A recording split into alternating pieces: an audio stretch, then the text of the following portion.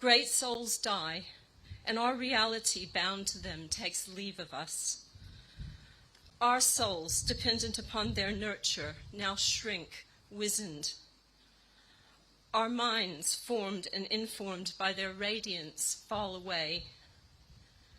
We are not so much maddened as reduced to the unutterable ignorance of dark, cold caves. And when great souls die, after a period, peace blooms, slowly and always irregularly. Spaces fill with a kind of soothing electric vibration. Our senses restored, never to be the same, whispered to us. They existed. They existed. We can be and be better, for they existed. Thank you.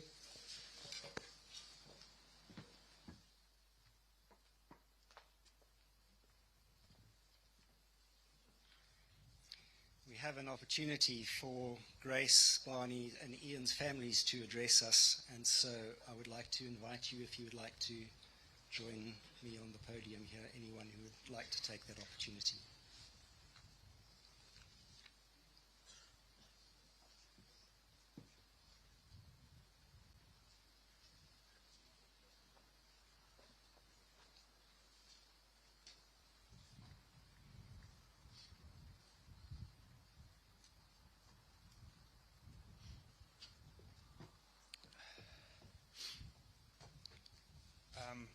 I've prepared nothing. I'm sorry. It feels like yesterday I was stood here looking out in disbelief as to what I was witnessing, and then suddenly realising that it was Barney I was stood here for. I don't really have many words. I think I've said them all. You're all incredible. This university is what Barnaby loved. So the reason I'm wearing my sunglasses, by the way, is I've cried too much today, so I think I'm trying to hide a bit behind them. Barnaby loved this university. I think you all know that. He felt at home here. He desperately wanted to come back all the time. Like I said a year ago, he was only back here for one last social with his cricket buddies and all his other friends, and yeah, he didn't even make that. But I just would love to say to all the beautiful students that turned up on Ilston Road today, that's the first time I've been back in a year. It was the most moving thing I think I've seen in a long time, and I applaud you all, because that can't be easy for you guys, as it wasn't easy for any of us. You've all got to stay strong. You know, the world, as I've said before, is a dark place, but there is lots of light, and you guys are showing us there's lots of light. And, you know, our fight's not over, but today is to remember those beautiful people that lost their lives a year ago. Thank you. I love you all. Thank you.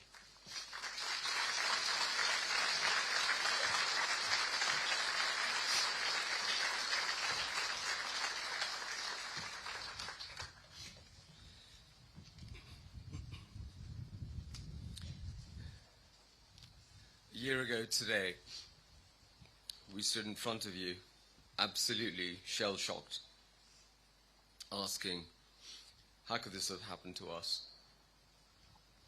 In fact, what happened to us shouldn't have happened to any family. Professor West, University, students, friends, thank you all very much for being here. Grace was so incredibly happy here. As I've said before, all she wanted to do was to become a doctor, play hockey, and socialize with her friends. She was deeply caring and affectionate. She represented her community of friends her county, and her grandfather today is supporting her Essex County cricket tie and cufflinks that she gave him. She played hockey for her country. She represented in every way. She loved nothing more than representing, and she represented the university proudly. She was brave, and she was beautiful. On the day of the Nottingham attacks, she chose friendship over fear.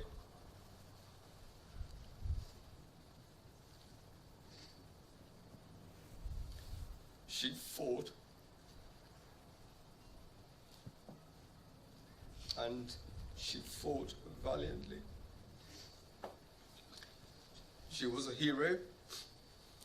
The cowards were Valdo Calocane and all of the people who failed our children. What we have found out since the attacks makes uncomfortable reading.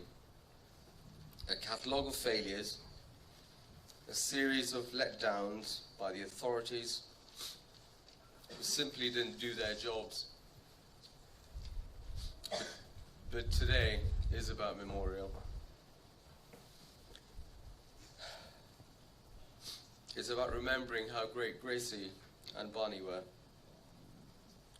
Gracie achieved so much in her short time. But today is also a day of promises. Promises from you and promises from us. You must promise to carry Grace's and Barney's memory, to do good, to bring friendship, to bring inclusion, and never exclude. Never leave people lonely, because that's what Gracie stood for. On her foundation website, we discuss grace groups. Because in a group, you are formidable, and no harm can come to you. And what we promise you is that we will assemble a formidable team, a formidable legal team, to hold people to account, to hold institutions to account, so that what we are going through and what our families, our friends are going through, and what the country is going through, the trauma of it never ever happens again. As soon as the government takes shape after the 4th of July, we'll be knocking its door down. We want to change our archaic laws so every family of victims in the country gets proper justice and get proper justice for the future. We will call for change, we will call for reform, and we will call for a public inquiry. When a tragedy like ours happens, time stands still. And time has stood still for all of us. If it wasn't for the support of family, and wasn't the support of friends like you, and the whole community, and in fact the country, we wouldn't have been able to carry on, quite simply. As Professor West said, thank you so much for everything that you've done for the foundations, the runs, the cricket games, the hockey matches that you have spectacularly organised, boxing. There is so much that you have done for your friends. It's truly moving. So value your friendships, like Grace did, and look after each other, as I've said before. As we all now say, let's all be more like Grace. Thank you.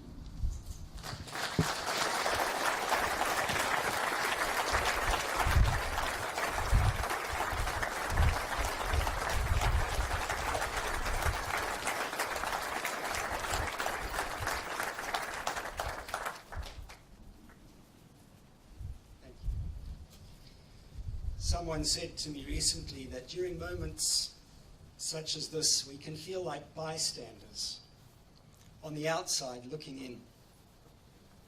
But we try our best to enter in, to understand and to feel the pain.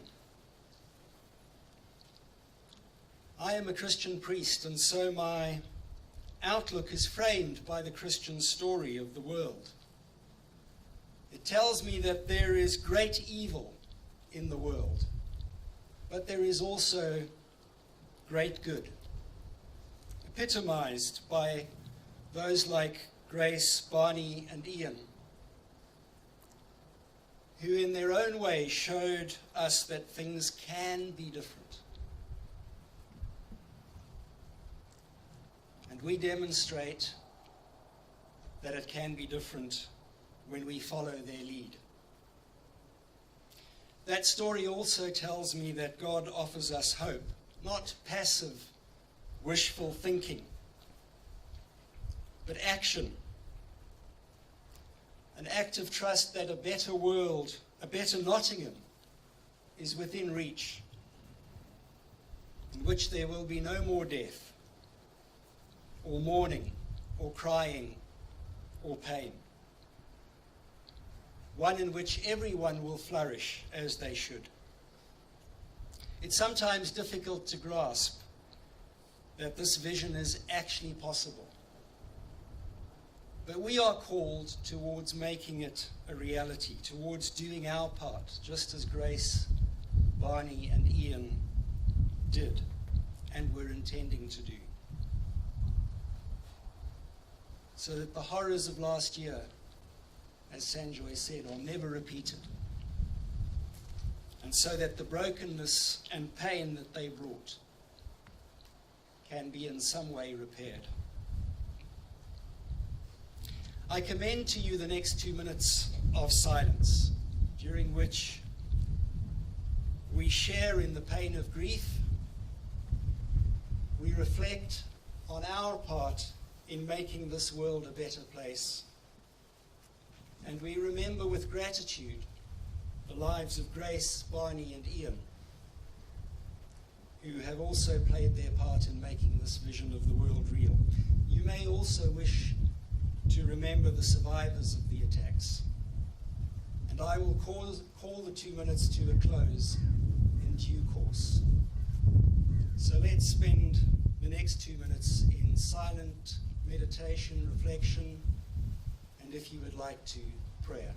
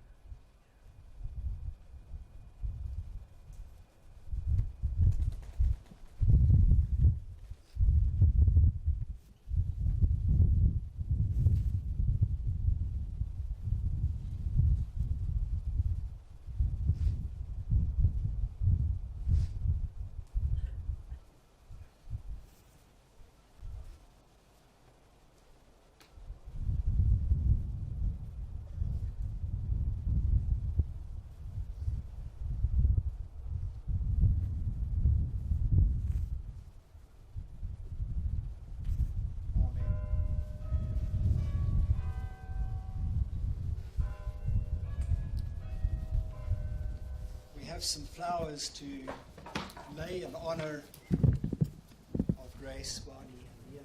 And I'm going to invite the families first and Professor West. If you would mind coming up, we are going to lay those here.